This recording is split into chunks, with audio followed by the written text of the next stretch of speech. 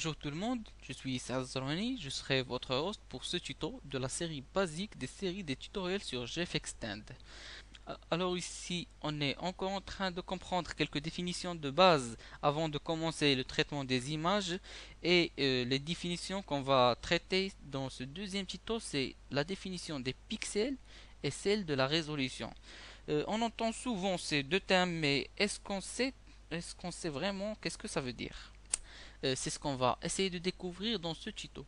Alors, je commence par la définition des pixels. Le pixel est tout simplement la plus petite particule qui compose l'image, c'est-à-dire si je zoome sur l'image j'utilise l'outil de zoom avec une petite démonstration. Donc, si je zoome sur l'image jusqu'à ce que je n'aurai plus le signe de moins sur l'outil, alors je vais voir quelques carreaux. Alors ces carreaux là, ce sont les pixels. Donc chaque carreau ne peut supporter qu'une seule couleur, et ce sont les couleurs que je peux voir ici, que je peux sélectionner ici. Donc chaque carreau ne peut supporter qu'une seule valeur des couleurs. Alors la juxtaposition de ces pixels représente l'image, bien notre image finale. Donc je peux ici encore voir les pixels, mais si je zoome jusqu'à la taille finale,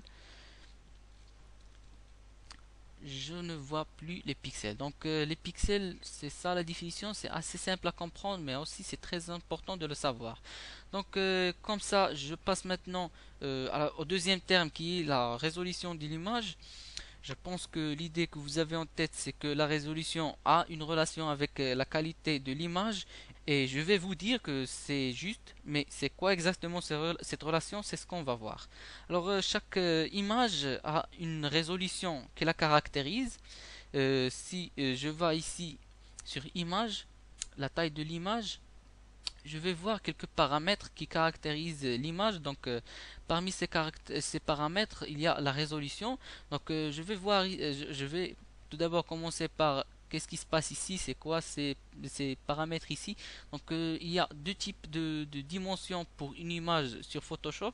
Il y a les dimensions des pixels et la taille du document. Alors, la différence entre ces deux dimensions, c'est la première, c'est-à-dire la dimension des pixels, représente la largeur et la hauteur que je vois sur mon écran ici. C'est-à-dire sur mon écran, j'ai 1600 pixels dans la largeur et 828 pixels dans la hauteur. Mais la taille de document représente la largeur et la hauteur lors de l'impression. C'est-à-dire quand je vais imprimer sur un bout de papier ou bien un bout de tissu, cette image, je vais avoir comme largeur 56 cm et comme hauteur 29 cm. Donc avec une résolution bien sûr de 72. Donc c'est quoi le terme de la résolution?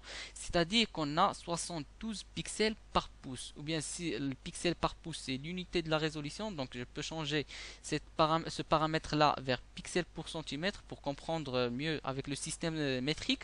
Donc il y a 28 pixels par centimètre. C'est-à-dire si je mesure ici 1 centimètre, je vais trouver 28 pixels. Donc cette résolution, comme j'ai dit, joue un rôle très important en ce qui concerne la qualité de l'image. C'est-à-dire que si j'ai une résolution assez grande, j'aurai une image de très bonne qualité.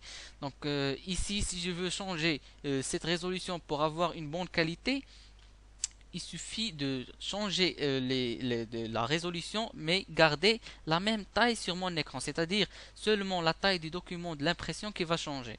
Donc sinon, ça va changer la dimension sur mon écran et la dimension de l'impression ne va pas changer. Elle va augmenter seulement la résolution sur mon écran. Donc pour faire cela, je vais enlever ou bien décocher le rééchantillonnage de l'image. Alors je vois ici que la largeur et la hauteur sur mon écran devient maintenant fixe et je peux changer la taille du document lors de l'impression. Donc si je change maintenant la résolution vers 300, je vois ici que la largeur et la hauteur sont diminuées. Alors pourquoi ils ont diminué? C'est simple à comprendre. Donc j'ai changé la résolution de 72 à 300, maintenant les pixels sont plus condensés dans le même espace. Donc, c'est-à-dire dans 1 cm, il y a maintenant 300 pixels au lieu de 72. Donc, la taille de l'image lors de l'impression va diminuer. Alors, j'ai fait une petite image pour illustrer cela. Donc, vous allez trouver avec le lien de téléchargement. Donc, c'est la deuxième image. Vous pouvez cliquer et glisser ce document pour l'ouvrir sur l'interface de Photoshop, mais attention, pour ouvrir un document sur l'interface de Photoshop, il ne faut pas le glisser sur l'interface du projet actif. Il faut glisser sur la barre des onglets pour l'avoir comme un nouveau document. Comme ça. Sinon, vous pouvez aller ici dans Fichier, ouvrir ou bien utiliser le raccourci qui est CTRL plus O et vous naviguez vers l'image que vous voulez. Donc, ce sont les deux méthodes pour ouvrir un nouveau document ou bien un nouveau projet sur Photoshop. Donc on voit ici, on revient au terme de la résolution, on voit ici avec une résolution de 72 dpi, cela veut dire dpi est le terme anglais dot per inch pour la densité des pixels. Donc c'est une impression avec 72 dpi, on aura une taille ou bien une image de grande taille, mais avec une qualité assez médiocre lors de l'impression. Mais avec une résolution de 300 dpi, on aura la même image avec une taille plus petite, mais avec une haute qualité lors de l'impression. Donc c'est en général cela le terme de la résolution. Alors si je veux créer un document, je dois tout d'abord savoir le but de la réalisation de ce document. C'est-à-dire si je veux réaliser ce document pour l'avoir comme un arrière-plan sur mon écran ou bien le poster sur internet et le visualiser seulement d'après un écran, ou bien je veux réaliser un projet comme affiche d'un événement pour l'impression externe. Donc il faut savoir quel type de résolution on va utiliser. Alors pour cela, on va créer un nouveau document. Donc comme démonstration, on va ici sur Fichier, Nouveau, ou bien utiliser le raccourci avec CTRL N. Il faut se familiariser avec les raccourcis pour gagner du temps. Donc Fichier Nouveau, et comme ça on aura notre barre de nouveau document. Donc si je zoome ici sur la barre, je vais vous expliquer qu'est-ce qui se passe ici. Ici le nom, c'est le nom du document que je vais créer, pardon. Donc c'est le nom que je peux mettre n'importe quoi ici, je peux le nommer comme je veux. Alors, il y a aussi les paramètres prédéfinis. Alors, ces paramètres prédéfinis caractérisent des paramètres des papiers, des formats de papier déjà prédéfinis dans Photoshop. C'est-à-dire, si je veux imprimer une image de format A4 et je ne sais pas la largeur, la hauteur d'une image A4, je vais tout simplement la trouver ici. Donc, je sais que le papier format A4 est un format international. Je peux la trouver donc dans le papier format international ici. Et voilà la taille A4. Je peux choisir aussi parmi les d'autres tailles. Cela si je ne sais pas avec quelle largeur et hauteur je veux travailler. Sinon, si je veux travailler avec une largeur et hauteur pour mon écran par exemple, je vais choisir ici 1360.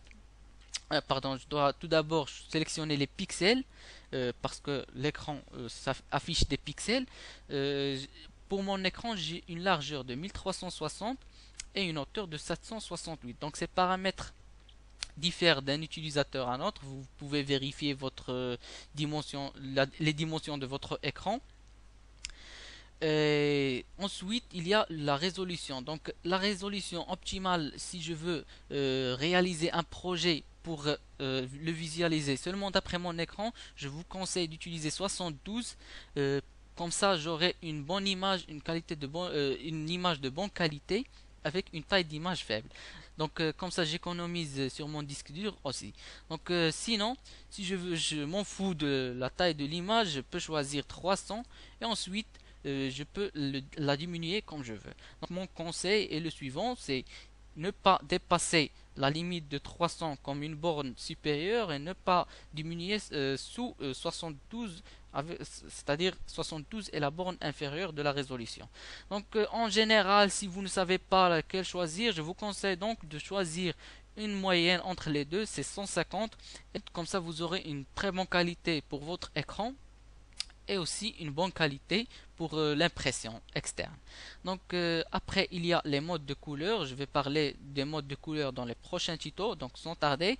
Et je passe ici, il y a le contenu de l'arrière-plan, c'est-à-dire la première calque que j'aurai sur mon projet. C'est soit une calque blanche ou bien une calque d'une autre couleur ou bien une calque transparente. Donc je vais choisir une calque transparente pour ce document. Et une fois terminé, je suis satisfait par ces paramètres là, je clique sur OK.